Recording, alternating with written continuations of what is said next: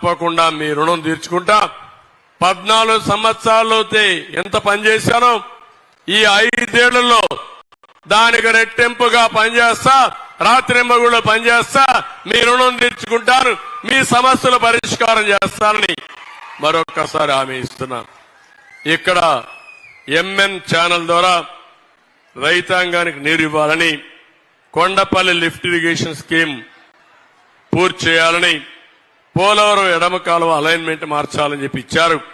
ఇవన్నీ కూడా నేను ఎగ్జామిన్ చేసి తప్పకుండా మీకు న్యాయం చేస్తారని ఈ సమావేశాలు హామీస్తూ మళ్లీ ఆడబిడ్డలందరినీ కోరుతున్నా. ఏమమ్మా నేను చెప్పింది మీకు అర్థమైందా తల్లి అని అడుగుతున్నా. అర్థమైందమ్మా?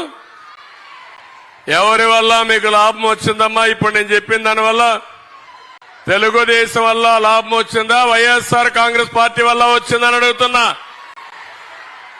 మళ్లీ మీరు ఏమారితే మనకు ఇబ్బందులు వస్తాయా లేదా అని మిమ్మల్ని అడుగుతున్నా. అందుకే మహిళలకు న్యాయం చేసే పార్టీ తెలుగుదేశం పార్టీ. మహిళలకు న్యాయం చేసే కూటమి ఈరోజు ఎన్డీఏ కూటమి.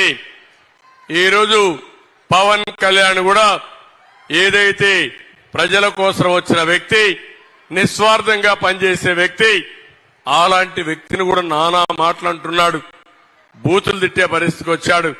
ఏది ఏమైనా మేమెవ్వరికి భయపడం. మీకు మంచి చేయాలనుకున్నప్పుడు కొన్ని ఇబ్బందులు వస్తూ ఉంటాయి, సమర్థవంతంగా ఫేస్ చేస్తాం. ఈసారి ఎన్నికల్లో మీరందరూ ఇదే ఉత్సాహంగా పనిచేయండి. మీరు ఇంకొక విషయం మీ అందరూ చెప్పాలి. మహిళలు ఎప్పుడు కూడా చాలా తెలివైన వాళ్ళు. మగవాళ్ళు ఎమోషన్లో పోతారు కానీ మా ఆడబిడ్డలు మాత్రం ప్రాక్టికల్ గా ఆలోచిస్తారు. మీరు ఒక పని చేయండి, మీ సెల్ ఫోన్ ఉంటుంది, లేకుంటే మీ పుస్తకం ఉంటుంది, మీ ఇంటి ఖర్చులు ఎంత అవుతున్నాయి, ఒకప్పుడు ఎంత ఖర్చు ఉంది, ఇప్పుడు ఎంత ఖర్చు అయింది. రెండోది, ఇప్పుడు నేను అది ఇచ్చాను ఇది ఇచ్చాను బటన్ నొక్కానంటాడు. బటన్ నొక్కితే మీకేం వచ్చింది? 2. మూడోది, ఈ 2 బేరే చేసుకోండి. మీకు వచ్చిందెంత, మీ దగ్గర బొక్కిందెంత, మీ లాభమా నష్టమా? మూడోది, మీ పేరుతో ఒక్కొక్క కుటుంబం పేరుతో 10 లక్షలు అప్పు చేశాడు జగన్మోహన్ రెడ్డి. కడతాడు, మీరే కట్టాలా? అంటే అప్పులు చేసి పప్పు కూడా తినేవాడు కావాలా, సంపాదించి మీకు సంక్షేమ కార్యక్రమాలు పెట్టి మీ ఆదాయాన్ని పెంచే పార్టీ కావాలనేది మీరు ఆలోచించుకోవాల్సిన అవసరం ఉంది. 19 రోజులే ఉంది. ఇంట్లో కూర్చోండి. మీరు మీ పిల్లలు, మీరు కానీ ఏదైనా డౌట్ ఉంటే, చదువుకున్న పిల్లలుంటే వాళ్ళు కూడా కూర్చొని పెట్టుకోండి. మీ కొడుకుంటే కొడుకు గాని, భర్త ఉంటే భర్త మీరు ఆలోచించండి. ఈ ప్రభుత్వం మళ్లీ కంటిన్యూ అయితే మీరు రాష్ట్రంలో ఉండగలుగుతామా? కొత్తగా ఒక చట్టం తీసుకొస్తున్నాడు, ఈ విషయం కూడా గుర్తుపెట్టుకోవాలి. ఏదైతే ల్యాండ్ టైటిలింగ్ యాక్ట్ అని ఒకటి తీసుకొస్తున్నాడు. ఎప్పటి నుంచో మనందరికీ మీరు గుర్తుపెట్టుకోవాల్సింది, భూమి అనేది చాలా సెంటిమెంట్. మన పెద్దవాళ్ళు మనకి ఇచ్చిన భూమి, అది మనం కష్టపడి సంపాదించుకున్న భూమి. ఆ భూమి పైన మీరు చూస్తే పట్టాదారు పాస్ బుక్ ఉంది. ఉందామా పట్టాదారు పాస్ పుస్తకం? అందులో ఫోటో ఎవరిది ఉంది? ఇప్పుడు ఎవరి ఫోటో ఉంది? జగన్మోహన్ రెడ్డి ఫోటో ఉంది. అవునా కాదా? ఆయన ఇచ్చాడు ఆ భూమి మీకు. ఆ భూమి మీ మామో, మీ తాతో, మీ తండ్రో ఇచ్చారు. అవునా కాదా? మీ భూమి పైన ఆయన పెత్తనం ఏంటని అడుగుతున్నా నేను. ఇప్పుడు ఏ ఎక్స్టెంట్ పోయాడంటే సైకో, మీ పొలాలు ఉన్నాయి, సర్వే రాళ్లు వేశాడు. సర్వే రాళ్లలో కూడా ఆయన ఫోటో వేసుకున్నాడు. తీసేయండి అవన్నీ.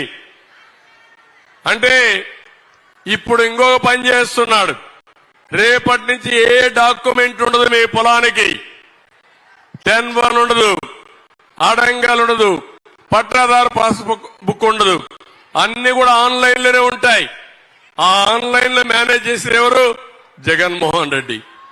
ఆయన మీ లెక్క మారిస్తే ఇంకా మీ పని అయిపోయింది. మీ నెంబర్ మారిస్తే, ఎందుకంటే కంప్యూటర్లో ఒక ప్రమాదం ఉంది. ఒక డాక్యుమెంట్ ఉంటే ఒకప్పుడైతే జమాబందీ పెట్టి ఈ భూమి నీదేనని కన్ఫర్మ్ చేసిన రోజులవన్నీ. ఇప్పుడు కూడా చెక్స్ అండ్ బ్యాలెన్సెస్ పెట్టి డాక్యుమెంట్స్ ఇచ్చి ఏదైనా కానీ కావాలని కొంతమంది దుర్మార్గులు ఎక్కడ లిటిగేషన్ చేస్తే దానిపైన పోరాడే సాక్ష్యాలు మీకున్నాయి. దాన్ని కాపాడుకునే విధంగా ఉంది. ఈ చట్టం వస్తే చాలా ప్రమాదం. రౌడీలు, దొంగలు, నేరస్తులు మీ ఆస్తులు కొట్టేసినా అడిగే పరిస్థితి ఉండదు. అలాంటి తిక్క ఈ మనిషి ఒక తిక్క మనిషి, తిక్కలోడు. చాలా విషయాలు చేసేస్తున్నాడు. ఆ తిక్కలోడు ఏం చేస్తాడో తెలియదు. ముందే అహంకారి, విధ్వంసాలు చేస్తా ఉంటాడు.